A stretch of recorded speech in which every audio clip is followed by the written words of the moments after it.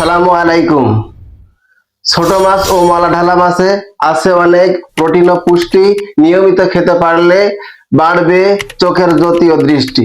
মলা ঢালা মাছকে অনেকে অবহেলা করে খেতে চান না, কিন্তু আপনি জানেন কি এই মলা ঢালা মাছে কত পুষ্টি গুণাগুণ ও উপকারিতা রয়েছে?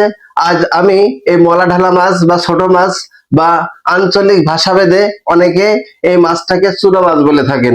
আজ আমি এই মাছের উপকারিতা ও গুণাগুণ নিয়ে আলোচনা করবো ইনশাআল্লাহ। এই মলাঢালা মাছে প্রচুর পরিমাণ ভিটামিন এ থাকার কারণে ছোটদের রাতকানা রোগ প্রতিরোধ করে ও বড়দের চোখের জ্যোতি বাড়ে ও দৃষ্টিশক্তি ভালো রাখে। যেহেতু এই মলাঢালা মাছ কাঁটা সহ চিবিয়ে খাওয়া হয়, এর জন্য এতে থাকা ভিটামিন ডি ও ক্যালসিয়াম থাকার কারণে হাড় ও দাঁতের ক্ষয় রোধ করে।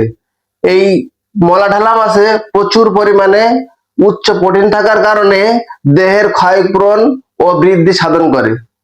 এই ছোট মাছের মধ্যে রয়েছে প্রচুর পরিমাণ ওমেগা 3 ফ্যাটি অ্যাসিড, যা হার্ট অ্যাটাক ও স্ট্রোকের ঝুঁকি কমায়।